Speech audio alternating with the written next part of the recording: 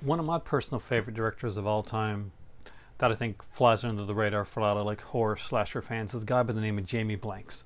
Now, you're probably familiar with Jamie Blanks by now, especially in the last year or so, because Scream Factory have highlighted two of his most successful, kind of now becoming well-known movies. Blanks is an Australian director who originally got his start back now, well, tried to get his start by wanting to direct Scream. When obviously that didn't happen because Wes Craven took that job, he tried to get to do the movie I Know What You Did Last Summer. Jamie Blanks is a huge, huge slasher fan, much like myself. And, well, he took a unique way trying to get that done. He created a trailer, a makeshift trailer for the movie I Know What You Did Last Summer, kind of to show what he could do. Now, that unfortunately didn't work out because he had already chosen the director for the movie I Know What You Did Last Summer by the time the trailer came to them. However, they were really impressed with the trailer that Jamie Blanks had sent them. So when another movie came up, a little film called Urban Legend, they knew who to go to, and they went to Jamie Blanks. Now, Urban Legend is just one of these really nice little thrillers that when you watch it, you're kind of surprised that nobody ever thought of doing it before. But you're kind of glad that this is the person that did it. Jamie Blanks does an amazing job with Urban Legend. It is an incredible out of the gate movie. This is a guy that knows his stuff, that knows the genre, and especially for a first-time director, for even an experienced director, he has a strong hold on what he does. And when you hear more about Jamie Blanks, it actually comes through on why the films that he does usually, well, in my opinion, come off so well done. And that's because if you listen to people in interviews talk about Jamie Blanks, everybody loves the guy. He gets along, whether it's editing or sound or the actors, the writers. Jamie Blanks pretty much is the guy that everybody loves. And with that being said, I got this today from my dad, and this is Valentine. This is Jamie Blanks. I think this is his second film. He had been trying to get a couple other films done, and he, for one reason or another, they didn't work out. Now, he was kind of lured onto Valentine. This was a movie that was already, there already been a script made of it, and they were iffy. The company that was doing was iffy on the script, the original script that was done. They liked part of it, but they really didn't like everything, so they brought in a couple other people that actually worked on Beverly Hills 90210, the TV series, to kind of punch it up and kind of like do something different with the script.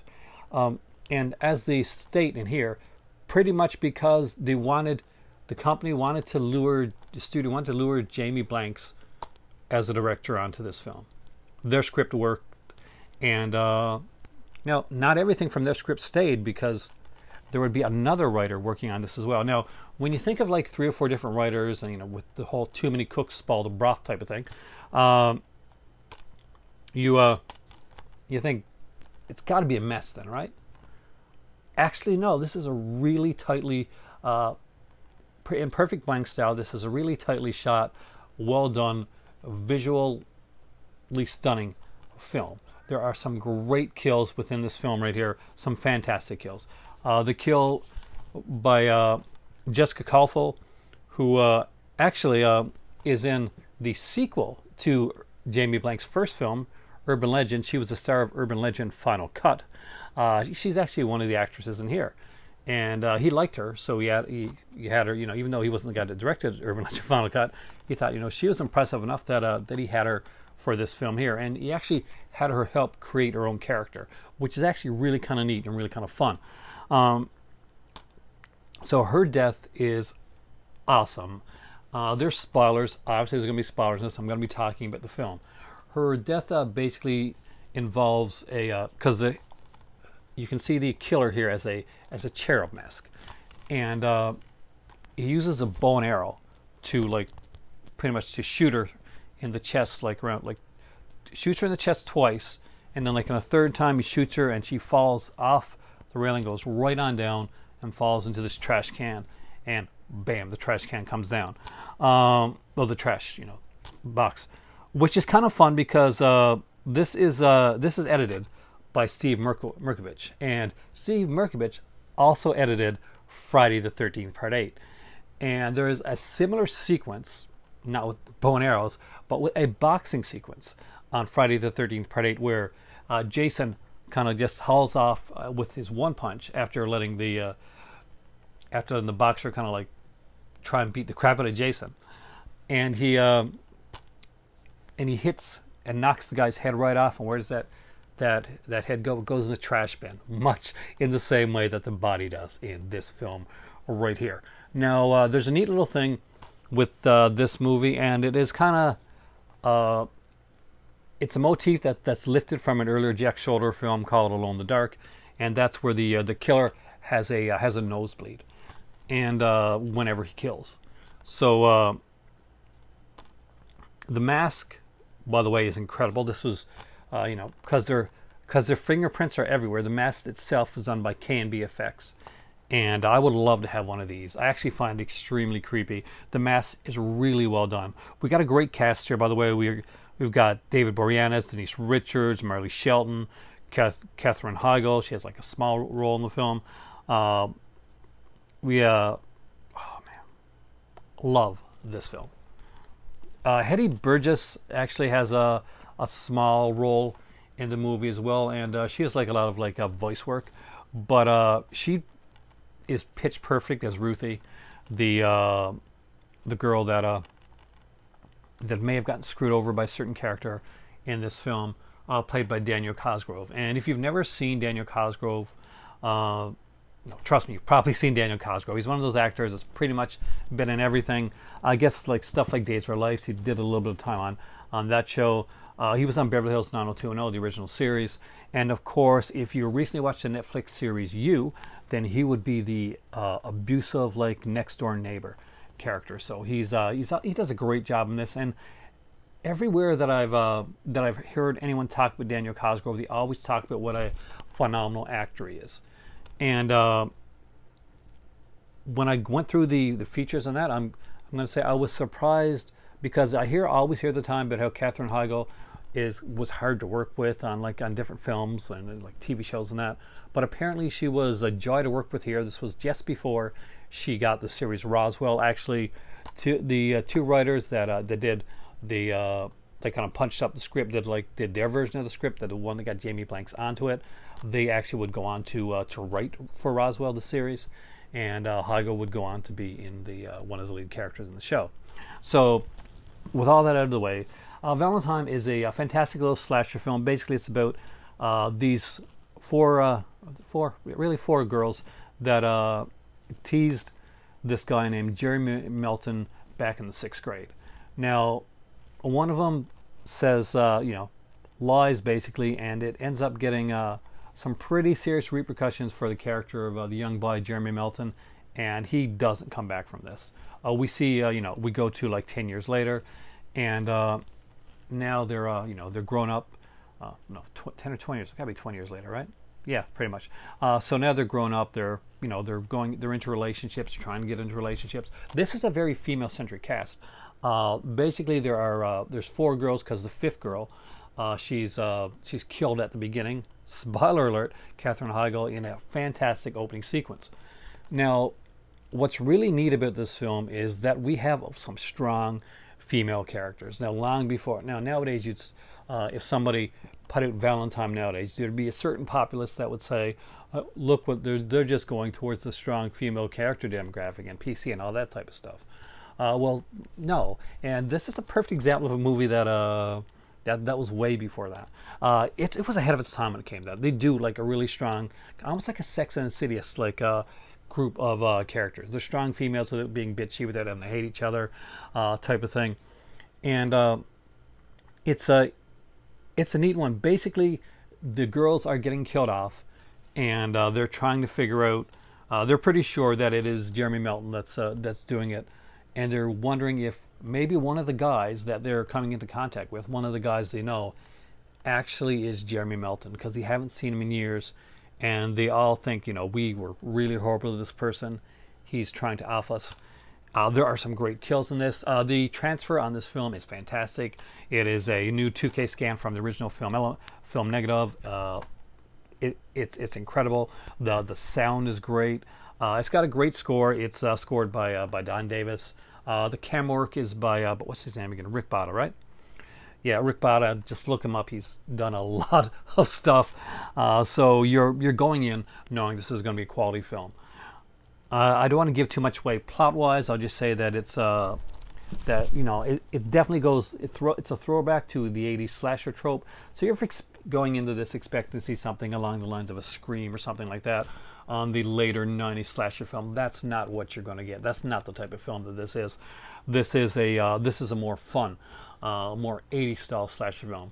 The kills are well done, and they're definitely well executed. There's enough left in there so that it's effective, but it doesn't go overtly gory. But the kills that they do, they do have some nice brutal kills. There's one especially with an actress in a hot tub, which stands out. The one that I told you about before with the arrows is a really standout kill with a really great set piece at this modern art exhibition.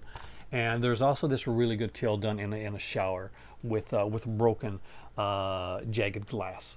So if you're a fan of the kills, you're gonna like that. The cast, it is a fantastic cast. It's a good looking cast. I've mentioned the cast before, and they won't let you down. Now, what's really neat about this is that there's a twist at the end of the film, kind of revealing who the killer is, right at the end. Now, originally, the killer was supposed to be who we originally see under the mask. There was a different thought on who the killer was going to be, and it was hard for them to work with some of this because certain actors they had only for a few days. People like David Boreanaz, of course, was on Angels at the time, so they only had him for 10 days, so they had to utilize him in the best way that they possibly could. The features on this are insane. There's interviews with everybody. They talk to actress Jessica Caulfield, Denise Richards, and Marley Shelton. They're not short interviews either. They're lengthy interviews. They're well done.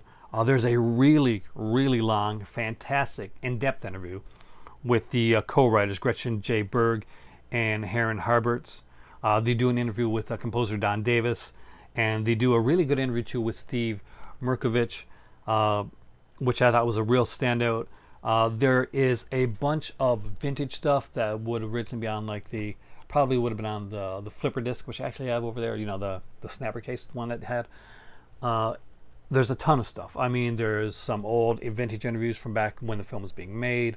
There is deleted scenes. There's around 10, 12 minutes of deleted scenes on here. But what's really kind of cool is they have some behind the scenes footage of basically of people of set footage. Not 10 or 20 minutes of set footage, not 15 or 30 minutes. 1 hour and 54 minutes of behind the scenes set footage if you want to kind of watch it. You get to see David Boreanaz do his best Jack Nicholson impression, and some neat little stuff behind the scenes. There is the vintage commentary that was on the original disc, but what's really kind of cool, what's really neat is on here is that there is a brand new commentary with director Jamie Blanks. It is moderated by Peter Brack, who most people know for doing the documentary and the book Crystal Lake Memories. And actually, Jamie Blanks' good friend and fellow director Don Coscarelli of Phantasm and Beastmaster fame is also on this commentary as well, and they do a great job. They talk about each other's work. They talk about the film. It's a really fun, kind of easygoing. Love the commentary. There's some great trailers on it, and I don't know if you remember the trailer to Valentine or not, but it's actually the teaser, especially, is really well done with the girl with the daisy on the in the open field. If you haven't seen it, it's a classic one. And as for artwork, Yes, like every other Scream Factory edition, it does have the original art on the inside. So this is the new art, which you can see right here. It's fantastically well done. It's really eye-catching. But so is the original art. Now remember, this was done back in the 90s, at the time when Scream was around, and I know what you did last summer. So a lot of the artwork that you saw on posters around that time was of the floating head variety, where you'd see like 4 or 5 heads, basically, of the major stars. And they did have some pretty big stars. You could have had like David Boreanaz and some of the girls on there. Could have done like went around with the lazy way for doing the artwork. They didn't do that with Valentine.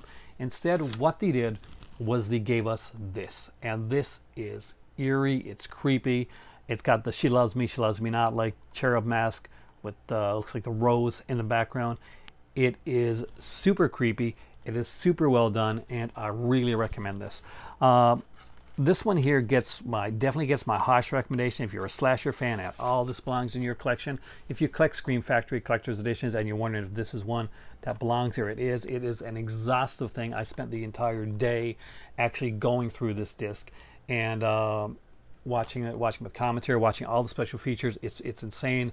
I still haven't gotten through the other stuff. Now, that being said, if you want a recommendation to go with this, I do recommend that you pick up Urban Legend. This movie is a fantastic film. It gets its own Blu-ray disc of bonus features. I'm not joking. A feature-length documentary on here about the film. Both of these are fantastic discs, and while you're at it, you might as well see Jessica Caulfield start in the slasher genre by picking up Urban Legend Final Cut. I haven't done a review in a while. Hopefully you guys have enjoyed this. I'm going to do a few more of these down the road, but this has been my review of Valentine. It is a fantastic Scream Factory release, and I would give this one, without a shadow of a doubt, I don't want to do a 10 out of a 10 type of thing. I will give it like a 5 creepy can-be cherub masks out of 5 creepy can-be cherub masks. Thank you for watching. I am Aaron. This is my movie library, and I will see you next time. Same slasher time. Same slasher channel. Have a great evening.